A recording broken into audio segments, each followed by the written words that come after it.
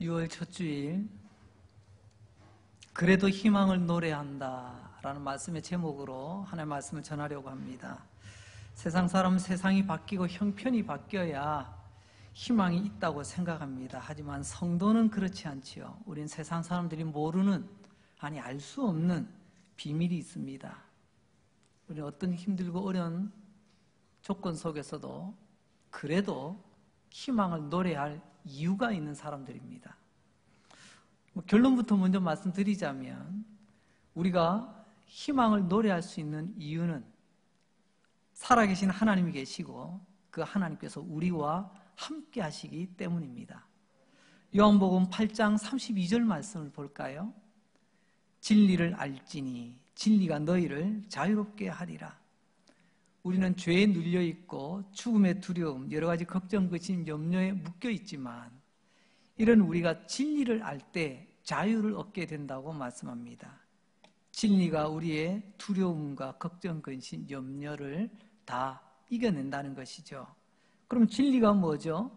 진리를 찾기 위해서 저 절벽 아래 가서 100일 기도해야 되나요? 그건 아닙니다.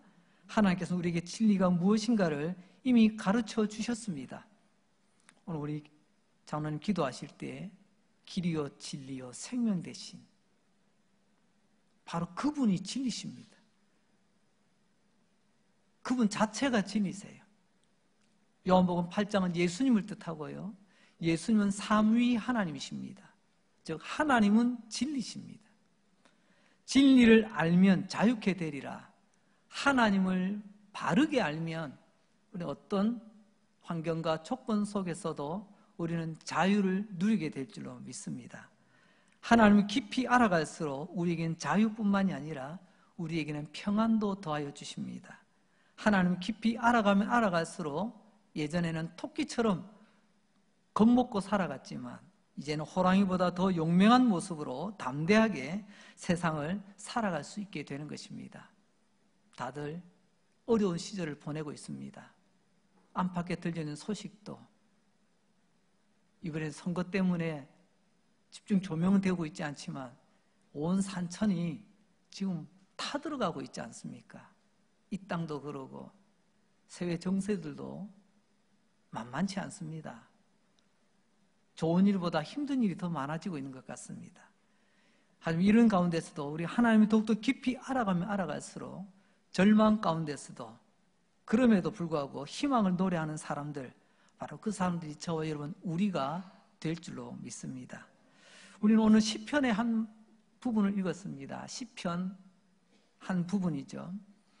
시편은 우리 흔히 말하면 성경 속에 있는 시집이구나, 신앙 시집, 이렇게도 생각하실 겁니다. 물론 틀린 말은 아닐 거예요.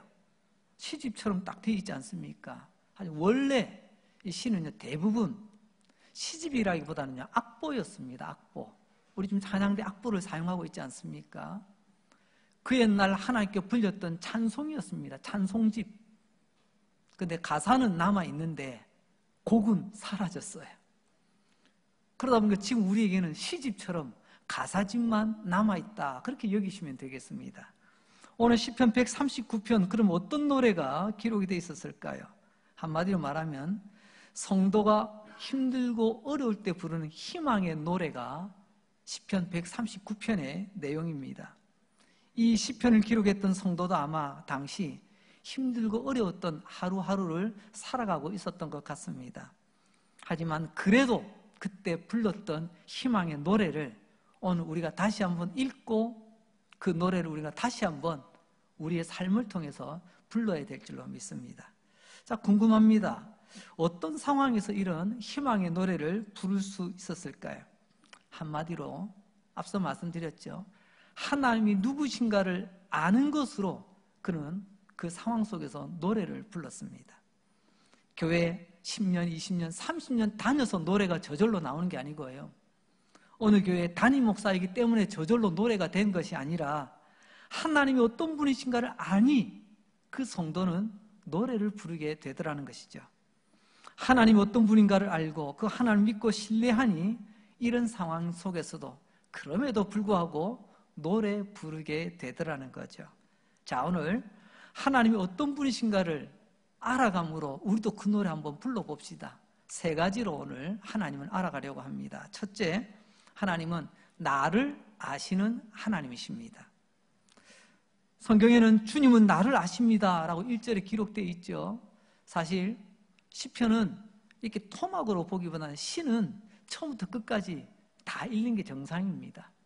그런데 시간상 또 내용에 너무 방대함으로 인해서 우리가 본문은 7절부터 12절까지 정했지만 우리 시편 139편을 전체를 염두에 두고 살펴보겠습니다.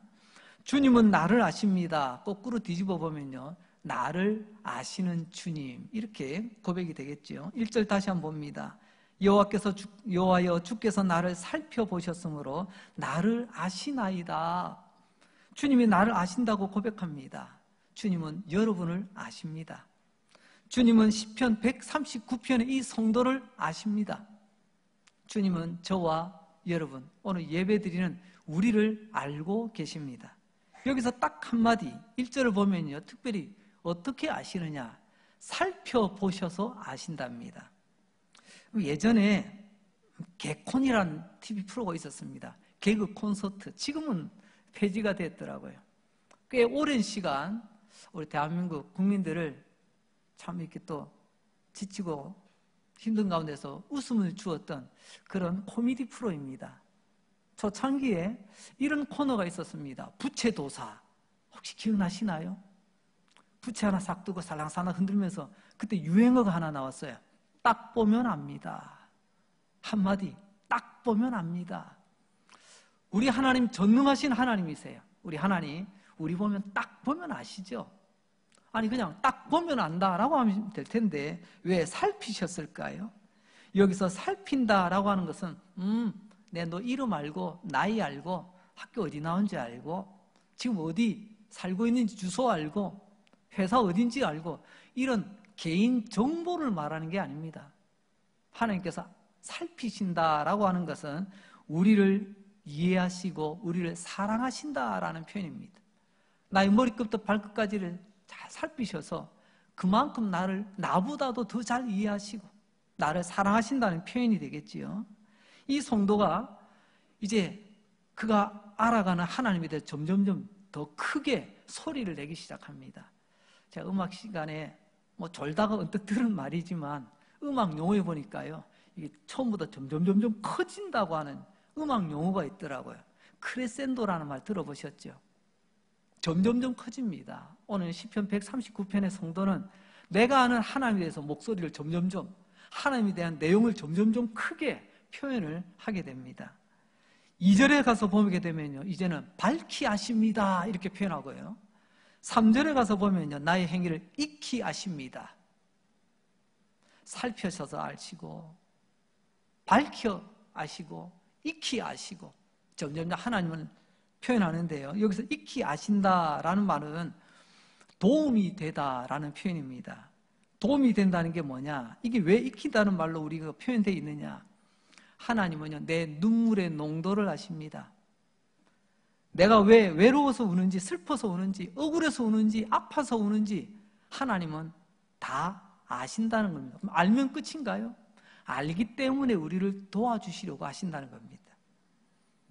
하나님께서는 우리 개인 신상 정보 캐내시는 정보 수집가가 아닙니다. 나를 익히 아시는 분, 나의 눈물의 농도를 아시고 내 눈물의 의미를 아시고 나의 지난 날을 아시고 오늘의 형편을 아시고 내가 앞으로 가야 될 길을 아시며 도움을 주시겠다 말씀하십니다. 그리고 한 걸음 더 나아가서 이제 4절에 가서 보면 여호와여 내 혀의 말을 알지 못하시는 것이 하나도 없으시니이다. 한마디로 말하면 전부 다 아신다는 거죠. 크레센도 점점점 세지고 있죠. 자, 다시 한번 정리합니다. 1절에서는요 하나님은 살피셔서 나를 아신다라고 했습니다. 2절은요 나를 밝히 아신다고 했고요, 3절은 익히 아시고 이제 4절에 와서는요 전부 다 아신다고 말씀하십니다. 모르는 게 하나도 없답니다. 나에 대해서 전부 다 아시는 하나님, 저는 가끔 그런 표현합니다. 나를 내가 제일 잘 아는 게 아닙니다. 나보다도 나를 더 잘 아시는 분은 하나님이십니다. 하나님께서 나를 아십니다. 이것을 지금 시편 성도는 힘들고 어려운 형편과 처지 가운데서 노래하고 있더라는 거죠. 여러분, 이 시편 성도처럼 우리도 날마다 하나님은 나를 아십니다. 하나님, 나 아시죠? 라고 고백할 수 있길 바랍니다. 하나님은 나를 아십니다. 이 시편 성도처럼 나를 살펴 아시고 밝히 아시고 익히 아시고 나의 전부를 아십니다. 이것이 내 입술에 고이게 될 때 내 영혼의 노래가 될 줄로 믿습니다. 자, 오늘 본문에 보니까 다 아신답니다. 무엇을 아신다고요? 한마디로 말하면요, 나의 생각을 아시고 내 입술에 혀의 말을 아시고요, 내 행동을 아십니다. 여러분, 생각과 말과 행동을 이거 묶으면 뭐가 되는 줄 아세요? 그게 내 삶이고 그게 내 인생입니다. 하나님은 나의 생각, 나의 말, 나의 행동, 내 인생 전부를 다 아십니다. 이 내용을 가지고 이 시편 성도는 노래하고 있는 것입니다. 우리도 시편 성도처럼 오늘 우리 현실은 힘들고 답답하지만 그래도 희망을 노래할 수 있는 이유를 분명히 합시다. 하나님은 나를 아신다. 그 이유 하나만으로 충분히 노래할 이유가 되지 않겠습니까? 두 번째로, 나를 보호하시는 하나님을 알 때 우리는 희망을 노래할 수 있게 된다는 것입니다. 주님은 나를 보호하시는 분, 이것도 거꾸로 보면요, 나를 보호하시는 하나님, 그분을 알게 될 때 이 시편 성도는 또 노래하게 됩니다. 5절 말씀을 볼까요? 주께서 나의 앞뒤를 둘러싸시고 내게 안수하셨나이다. 이게 얼마나 놀랍고 신비한 표현인지 한 몇 가지 이유를 말씀드리겠습니다. 첫째는요, 주님께서 나의 앞뒤를 둘러싸셨다라고 말씀합니다. 둘러싸다, 이 말의 원 뜻은 직역을 하자면요, 가두다, 포위하다, 이렇게 딱 둘러싸는 것을 말하고 있습니다. 어디에? 나를 아빠의 팔 안에 가두어 두는 것입니다. 그러니까 원수 마귀가 나를 해치려면 나를 가두고 있는, 나를 붙들고 있는 아빠의 팔을 뜯어내야, 풀어 헤쳐야 나를 건드릴 수 있게 된다는 말이죠. 그런데 아무도 아빠의 손에서 나를 빼앗아 갈 자가 없다는 거죠. 이게 둘러싼다는 말의 직역입니다. 아빠가 나를 팔로 가둔다. 이러면 가둔다 하면 뭐 옛날 같으면 광에다가 가두고 요즘 같으면 뭐 감옥에 가두고 그런 게 아니에요. 이 가둔다는 하나님의 손으로 나를 보호하신다. 보호라는 의미를 담고 있습니다. 한번 보세요. 나의 앞뒤를 둘러싸셨습니다. 나의 앞은 내가 달려가야 될 미래를 말하겠지요. 나의 뒤는요, 지금까지 걸어왔던 과거를 말하겠지요.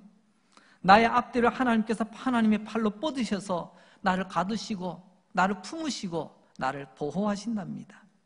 솔직하게 말해서 우리는 미래가 두렵잖아요. 여러분, 요즘 뉴스 들어보면 내일이 기대가 됩니까? 기대보다는 오히려 두려움이 더 앞서가지 않습니까? 왜 그럴까요? 불확실하기 때문에 그렇습니다. 불확실성. 한 번도 경험하지 못한 그 길을 걸어가야 된다니까 우리는 얼마나 두려운지 모릅니다. 또는 과거도 두렵습니다. 왜 그럴까요? 내가 지난날 내가 저지른 일이 있거든요. 내가 지은 죄 때문에 해결받지 못한 그 문제 때문에 나의 실수와 허물이 아직도 해결되지 않았을 때 끊임없이 두려움이 따라옵니다. 이거 언제 해결하지?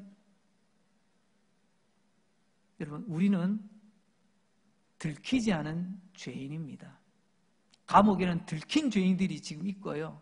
우리는 아직 들키지 않았을 뿐이잖아요. 그래서 그것 때문에 조마조마하며 살아가는 그 삶의 현실을 보게 됩니다. 그런데 주님께서 팔을 뻗어 우리를 가두고 나의 미래도 나의 과거도 두려워하지 말라고 우리를 꼭 품고 계십니다. 그 다음 두 번째 이유는요, 주님께서 내게 안수하셨다라고 말씀하시네요. 여러분, 안수하니까 뭐가 생각납니까?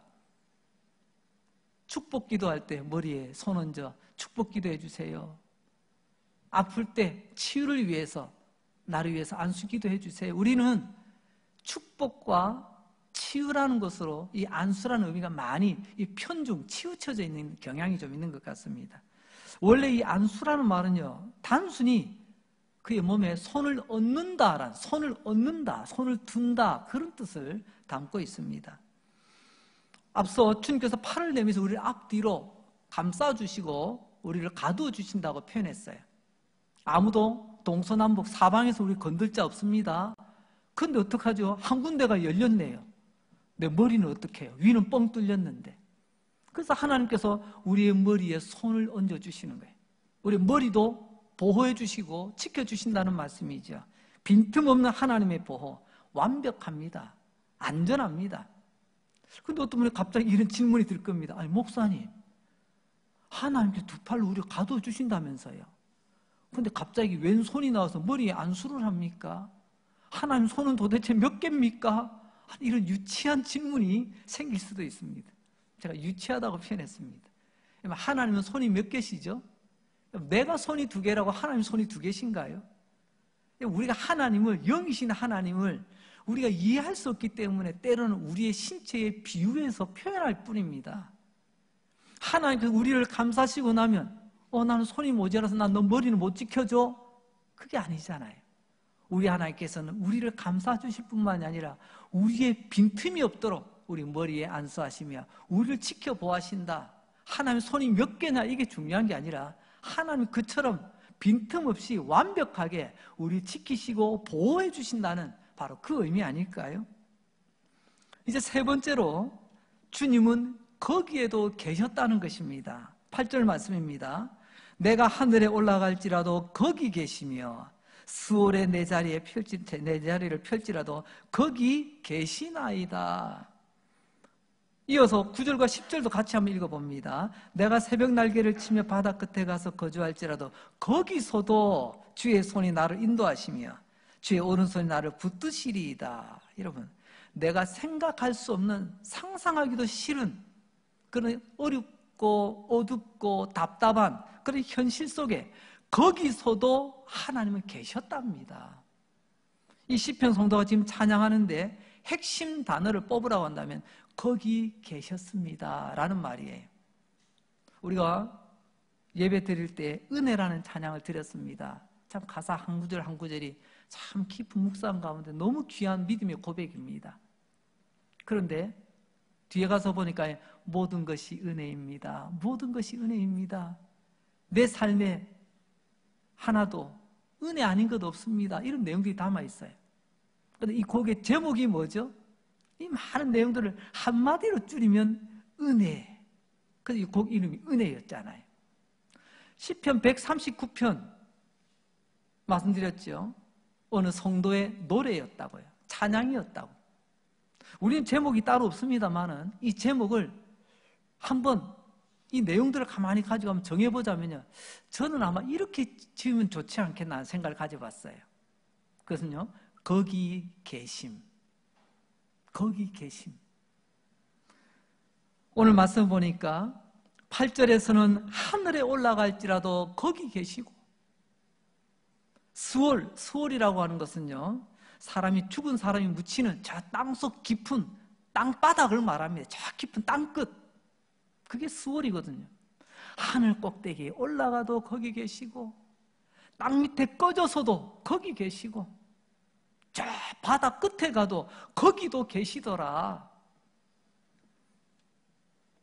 제가 대전에 있을 때 내가 들리진 않았지만 저희 집 가까운 곳에 차로 저 지나가면 식당이 하나 있는데 식당 이름이 아주 굉장히 인상적이었습니다. 식당 이름은요 육해공군 식당이었어요. 지나가면서 생각했어요. 저기는 뭐 군인들만 오는 식당인가?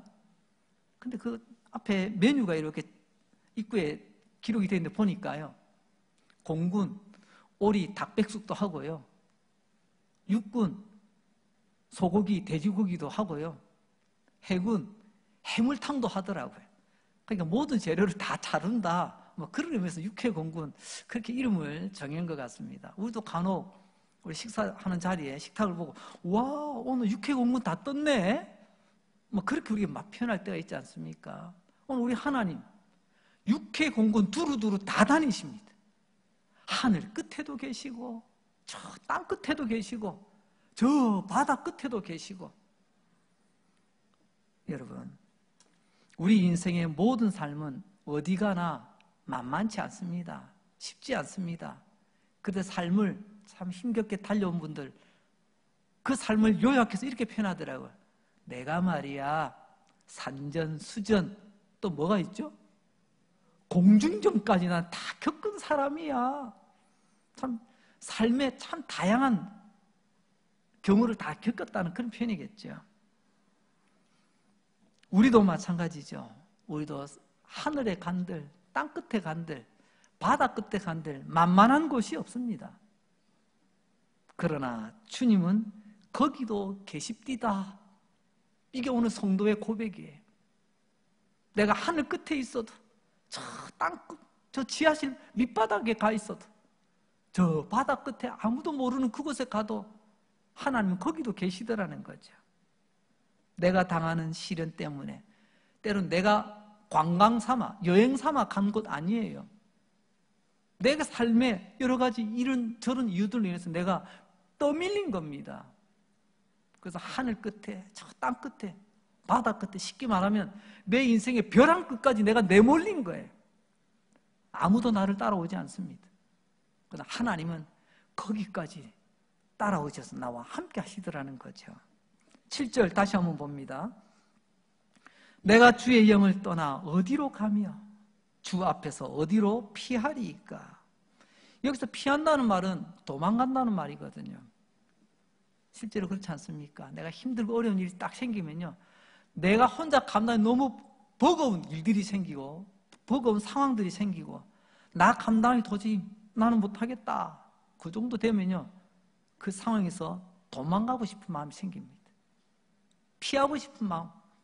아이고, 사람도 만나기 싫고, 아이고, 나 거기도 있고 싶지 않고, 아무도 모르는 곳, 내가 그냥 도망가고 싶어요. 조용히 혼자 있고 싶어요. 오늘 이 시편 성도, 믿음이 없어서 하나님 지금 도망치는 게 아닙니다. 지금 내 삶이 나를 이렇게, 나를 끝으로, 벼랑 끝으로 내몰고 있더라는 거죠. 그런데 하나님은 내가 거기 있는 걸 어떻게 아실까요? 내가 여기까지 온 걸 하나님 어떻게 찾아내실까요? 질문합니다.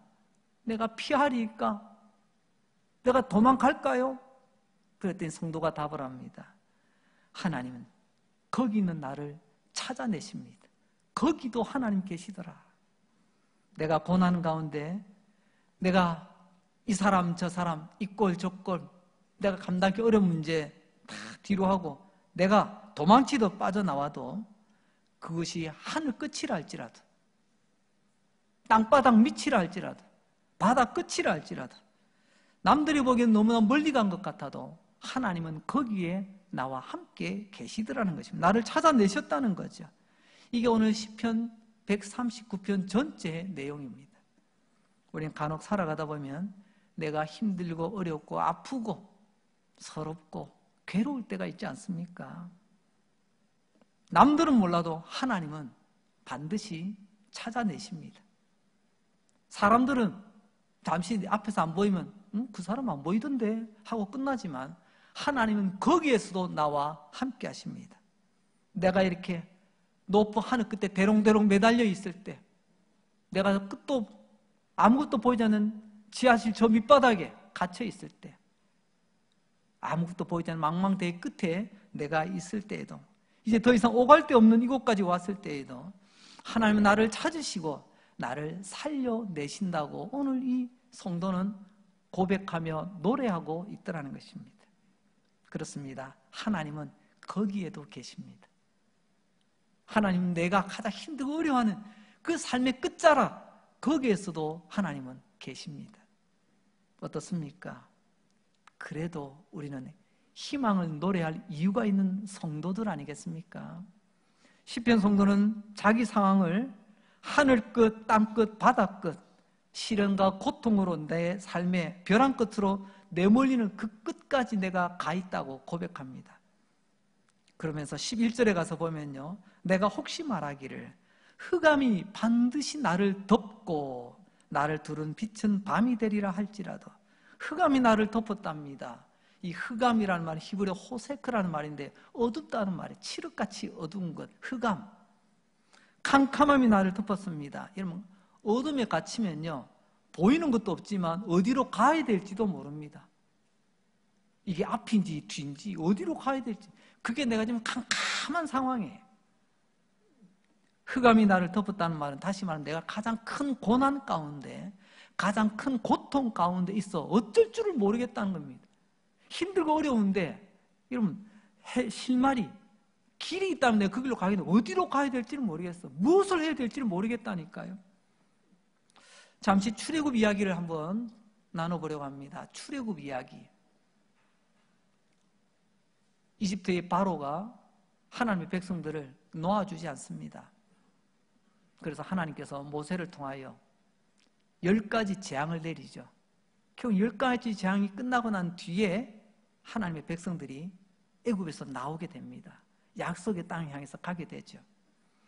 우리는 흔히 10가지 재앙이라고 표현합니다. 하지만 엄밀히 따지자면요, 9가지 재앙의 마지막 한 가지 심판이라고 보는 것이 더 정확할지도 모르겠습니다.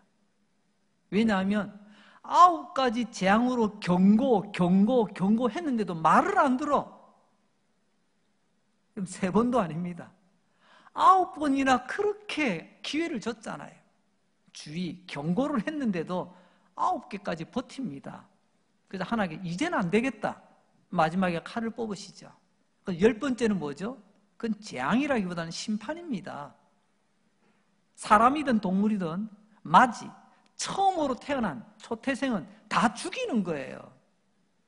그래서 큰 범죄에서는 재앙이지만 사실은 9가지 재앙 속에서도 버티는 그 고집쟁이 바로를 꺾기 위해서 이제 10번째 심판으로 다스린 거죠. 그렇게 본다면 여러분, 9번째 재앙은 가장 고통스러운 재앙일 것입니다. 그럼 9번째 재앙이 뭘까요? 나일 강을 핏빛으로 물들이던 재앙으로부터 시작해서 이제 9번째 재앙은요, 그 이집트 땅에 사흘 동안 흑암으로 가득 채우십니다. 온 땅을 어둡게 만드십니다. 3일 동안. 그들이 얼마나 두려웠을까요? 이 말은 곧 다시 말하자면 흑암이 나를 덮었다는 것은 내가 경험할 수, 내가 겪을 수 있는 최고의 고통이요, 최고의 아픔이요, 최고의 괴로움이라는 것입니다. 그 9번째 재앙이 지금 이 성도를 덮고 있습니다. 흑암이 나를 덮었다. 이제 더 이상 버틸 재간이 없을 만큼 나 이제 더 이상 버틸 힘이 없어요. 흑암이 나를 덮었습니다.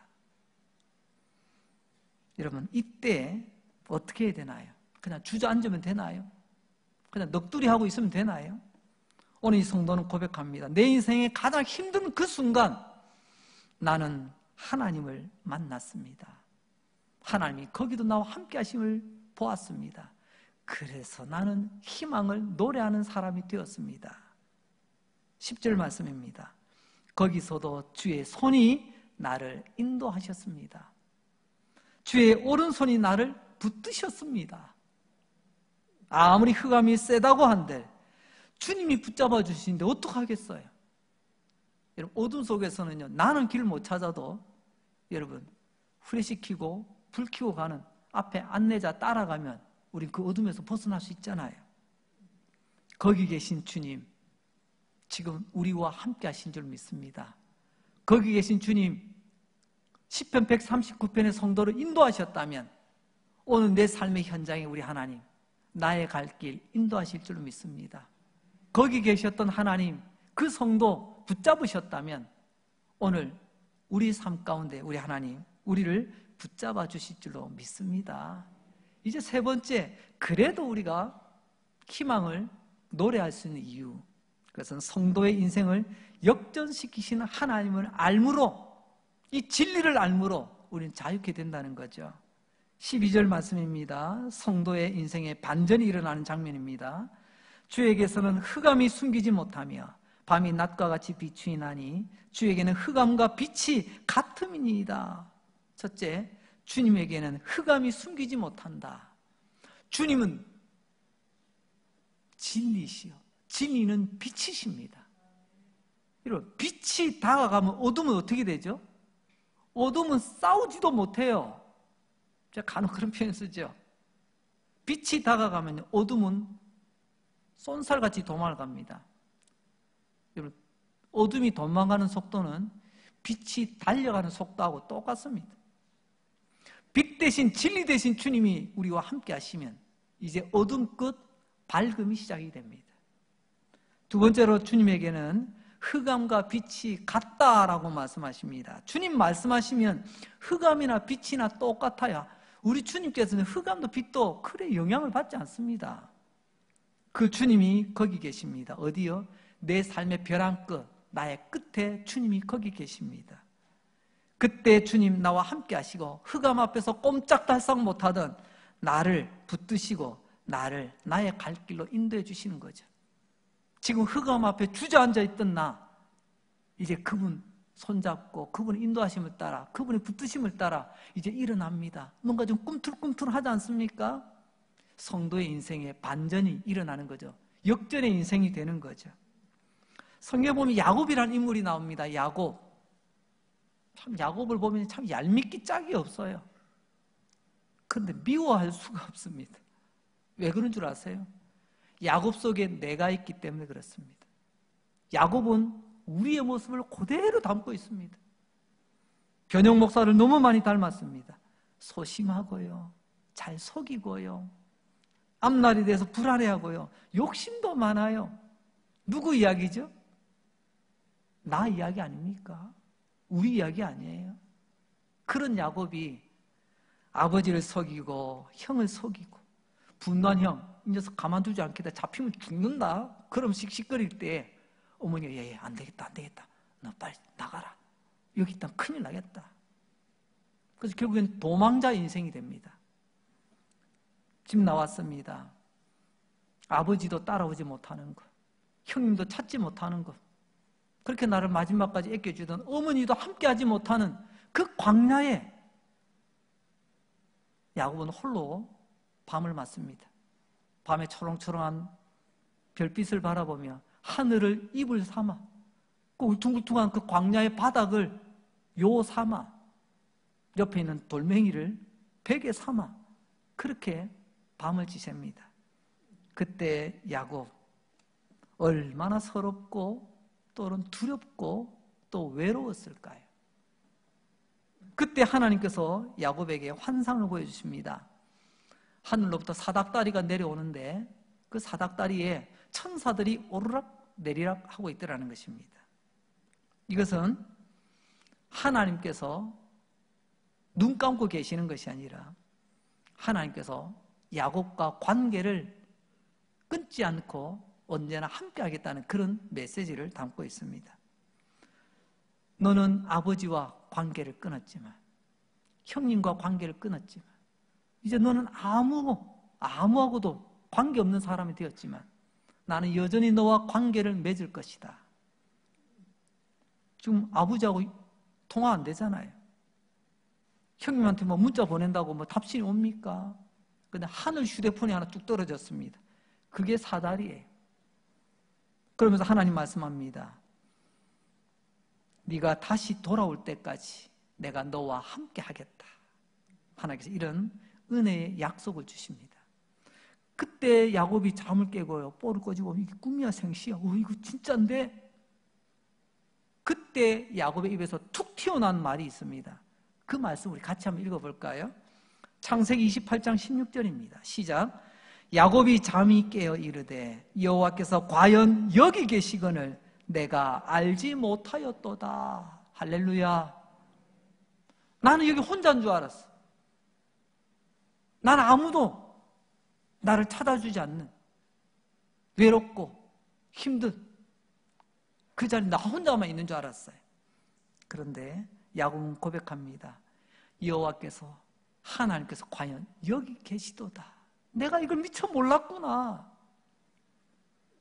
시편 성도는 거기에도 하나님 계셨다고 고백하고, 야곱은 여기에도 하나님 계셨다고 고백하고 있네요. 거기는 우리의 과거겠죠. 여기는 우리의 현실이겠죠. 하나님은 과거, 현재, 미래 언제나 성도와 함께 하시는 분이십니다.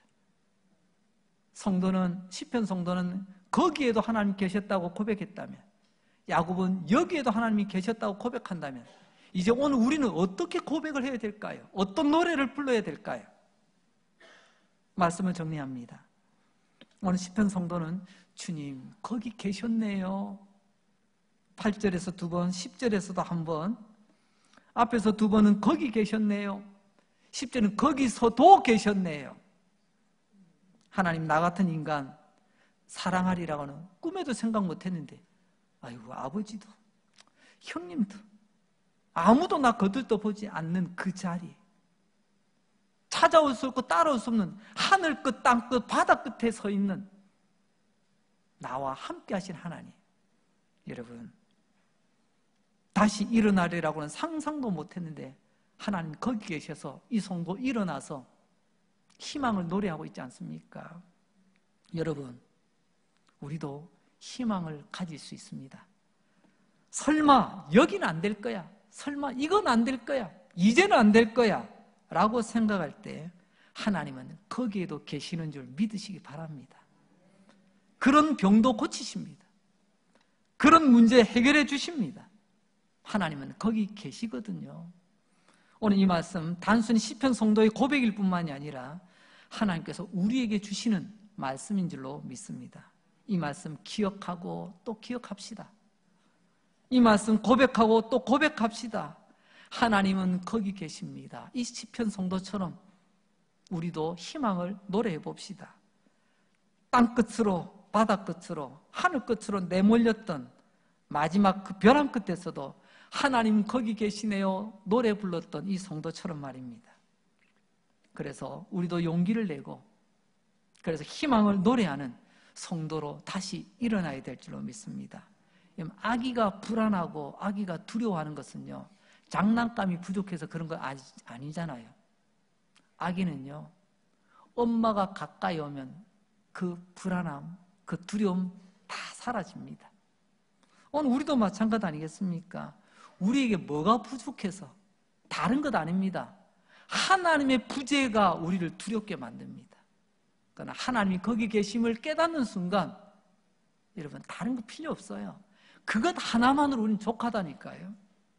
영적 원리가 똑같지 않겠습니까? 우리에게도 하나님의 부재만큼 우리를 두렵고 불안하게 만드는 것이 없습니다. 하지만 하나님의 임재만큼 우리에게 위로와 소망이 되는 것은 없습니다. 오늘 하나님 우리에게 이 약속을 주셨습니다. 그래서 내가 이 세상 끝에 있다 할지만 그래도 우리는 희망을 노래할 수 있는 그런 사람이 되었습니다. 오늘 이 약속의 말씀 붙들고 또 한 주간 하나님의 약속 붙들고 희망을 노래하며 담대하게 살아가시는 저와 여러분 되시기를 주님의 이름으로 축복합니다. 기도합니다. 하나님 아버지 감사합니다. 오늘도 은혜의 말씀 주시고 은혜의 말씀으로 위로해 주시고 다시 한번 붙들어 주시니 감사합니다. 주님은 흑암보다 더 크신 분이십니다. 주님 그 크신 팔 내미셔서 나를 가두시고 그 손으로 내 머리에 얹으시며 동서남북 사방으로 나를 지켜주시는 하나님, 내가 하늘 끝으로 내몰리고 바다 끝으로 내몰리고 땅 끝으로 내몰리더라도 거기에 계시는 주님을 보게 하여 주시옵소서. 이 시편 성도처럼 거기서도 찬양하게 하여 주시옵소서. 자꾸만 절망하는 내 마음속에 희망과 소망을 다시금 일으켜주시고 겁먹고 벌벌 떠는 나의 마음속에 우리 주님 용기와 담대함을 심어 주시옵소서. 우리 주님 흑암보다 크신 분이십니다. 이 시간 흑암 속에 덮여있는 모든 자들을 건져주시기 원합니다. 걱정의 흑암, 두려움의 흑암들 예수의 이름 앞에 다 떠나가게 하여 주시옵소서. 모든 암병들, 모든 불치와 난치병들, 이런 흑암들 예수 그리스도의 이름 앞에 다 떠나가게 하여 주시옵소서. 주님 앞에 빛이나 흑암이나 동일하신 분이라고 말씀하셨습니다. 능력의 주님을 찬양합니다. 복된 한 주간 되기를 원하옵고 예수님 거룩하신 이름으로 기도합니다. 아멘.